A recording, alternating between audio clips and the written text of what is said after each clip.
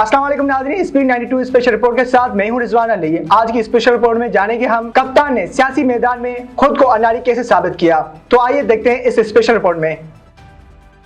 Cricket में world cup जीतकर पाकिस्तान का कप्तान कहलाने वाला इमरान सियासी मैदान का ना तजुर्बा का अनाड़ी खिलाड़ी निकला मुखालफिन के हाथों। चारों खाने चित होकर ऐसे मायूस हुआ कि वफाक के साथ पंजाब और केपी में अपनी हुकूमत खत्म कर डाली। अब नाकामी और पशेमानी के घिरे हुए सायों के साथ मकाफात अमल के खौफ से अपने चंद इमरानों के हमरा समान पाक में छुपा बैठा है। सीनियर सहाफी अजीम चौधरी ने अपने एक सियासी तजिए में कहा है कि पंजाब का रिवायती खेल कबड्डी, दाव पेच और अच्छे उस्ताद से सीखे हुए दाव का ही खेल है। दुनिया के जिस हिस्से में भी खालिस पंजाबी पाई जाए वहाँ उसके खिलाड़ियों और उस्तादों का जिक्र खूब हुआ करता है। दो पंजाबी तो इसको खूब समझकर लड़ते हैं, मगर पंजाबी और पश्तून अगर एक टीम बनकर उसको खेलना चाहे तो जीत किसकी होगी वाज़ेह है। फिर अगर मैदान की मिट्टी ही जिस्म पर ना लगी हो और जिस्म पर तेल लगा रह जाए तो गीले जिस्म को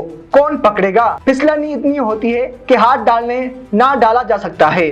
अजीम चौधरी के मुताबिक पंजाब के अखाड़ों में जगह जगह जिस खेल और जीत की बात हो रही थी उसको 120 के स्पीड पर ब्रेक लग गई है और अब ओवर स्पीड होने पर अदालत की तरफ एक बार फिर मुंह करना पड़ा है। अजीम चौधरी कहते हैं कि जुनूबी पंजाब का इंजीनियर जाटू समेत नियाजियों को हाथ लगाकर कबड्डी करता मैदान की दूसरी जानिब का सफर करके अपने जुनून में वापस जा चुका है। ढोल की थाप किसके लिए है ये अभी तमाशबीनों को समझ नहीं आ रहे है और पश्तून कुछ करने के नहीं, क्योंकि वो इस खेल के नाज़ुकतों से कतई लाइल्म है। परवेज इलाही ने वक्त से पहले ही अदालत जाने का ऐलान कर दिया था, क्योंकि उनको इल्म था या इल्म हो गया था कि हाथ लग चुका है और दूसरी कैंप का खिलाड़ी अपना काम कर गया है, या अगर ये कहा जाए कि उन्होंने दूसरे खिलाड़ी का काम खुद ही कर दिया है तो ये कोई छुपी बात नहीं होगी।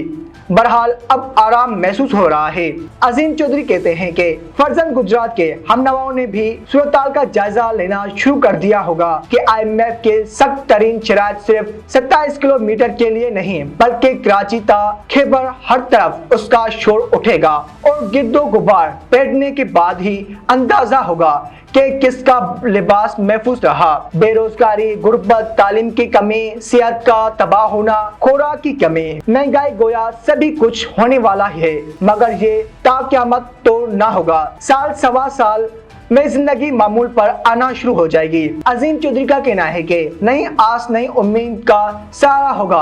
कुछ नए कुछ पुराने चेहरे मैदान में अमल में होंगे। क्यास किया जा रहा होगा कि अभी किसी कदर सफर कठिन है या मंजिल के आसार नजर आना शुरू हो गए हैं। अगर धुंध छट गई तो रास्ता हमवार और मंजिल नजर आना शुरू होगी। नई फसल, नई धक्का, नई आरती, नई मंडी अगर नजर न आए तो कश्ती मंदार में डूब जाएगी। बस वक्त दीगर किनारा तो मिल ही जाएगा और हर कोई दूसरी मुहाजिर से पूछेगा कि पाकिस्तान कितनी दूर है। कुछ रास्ते में दम तोड़ेंगे, कुछ सदमात उठाते जिंदगी के गाड़ी का पहिया चलाने की कोशिश करेंगे और कुछ लौटने को अपने राह निजात जानेंगे। उनका मजीद कहना है कि अगर फिर भी जमीन कुछ लोगों पर तंग ना हुई तो नए लोग, नई राह, नई मंजिल और नया ईमान होगा। मगर अब ऐसा ना होगा।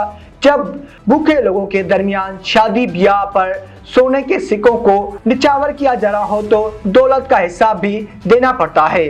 उन गरीब बच्चों का क्या कसूर है जो दौलत के गैर मनसफाना तकसीम वाले मुआशरे में पैदा हुए और उनके वालिदैन रिज़्क़ हलाल कमाकर अपने बच्चों के हाथ पीले करना चाहते हैं। सादगी का मिसाल अगर नहीं बन सकते तो किसी दूसरे मुल्क जाकर अपनी दौलत की नुमाइश करने वाले भी इसी मुआशरे में रहते हैं। अच्छी भली कबड्डी की बात हो रही थी, दंगल की बात भी हो सकती थी। दंगल का बगल तो इस्लामाबाद में बजा था। ना दंगल हुआ, ना किसी की हार हुई। चंद नारे सुने के वापस आऊंगा, ये तो खबर ही नहीं थी कि GT रोड से आना था। वहाँ भी रास्ते में दंगल का सामना पिंडी में ही पिंडी में ही गुजर खान के मुकाम पर लगा हुआ है, मगर तारीख का ऐलान नहीं हुआ। इंतजार था कि कप्तान एक बार फिर कौमी असेंबली का हलफ उठाएंगे और राजा रियाज को कायद हज़म इख्तियार से हटाकर पिछली बेंच पर बिठा दिया जाएगा, मगर स्पीकर कौमी असेंबली राजा परवेज अशरफ ने पहले 35 डिग्री का जाविया लगाकर मैदान का रुख बदलने की कोशिश की, मगर बात वहां ना रुकी और जो कुछ कसर बच गई थी उस पर फिर 35 का जाविया लगाकर मुसलस ही ना रहने दी। अब मुसलस के जरिए का कलियात कौन बताएगा। झेलम से एक नया चश्मा फूटा है कि हम खवातीन अरकान के नई लिस्ट देकर अपने अरकान उस कदर कर लेंगे कि राजा रियाज को हटा जा सके। झेलम का यही चश्मा अपनी जुबान की वजह से पुलिस के पास मौजूद है। पीटीआई ने चीफ इलेक्शन कमिश्नर को नई दरख्वास्त देकर अपना रास्ता फिर मस्तूद कर दिया है। ताहम अब जब तक फैसला नहीं होगा, खवातीन के निशिस्तों के आईनी शक पर अमल दरामद भी मुअत्तल रहेगा, क्योंकि हुक्मनामा अलग अलग नहीं एक ही है। यह भी मुकदमा अदालत में है। पंजाब की इलेक्शन की तारीख का फैसला बज़रिया अदालत लेना चाहती है। ऐसे ही खैबर पख्तूनख्वा का फैसला भी अदालत से लेने के लिए पुरउम्मीद है।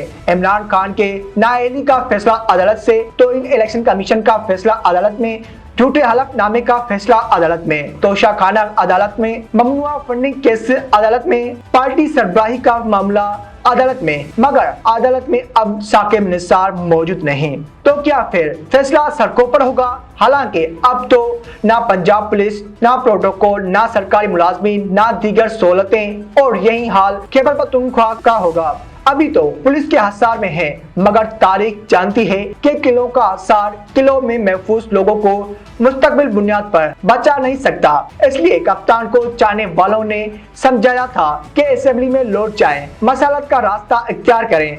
बंद गली का मुसाफिर कुछ हासिल नहीं करेगा, लेकिन कप्तान ने जिद पर अड़कर अपनी अनाड़ीपन का सबूत दिया। यह थी आज की स्पेशल रिपोर्ट। मजीद ऐसी तहकीकाती और स्पेशल रिपोर्ट देखने के लिए हमारा फेसबुक, ट्विटर और हमारी वेबसाइट विजिट करें और अपना तबसरा लाजमी दें।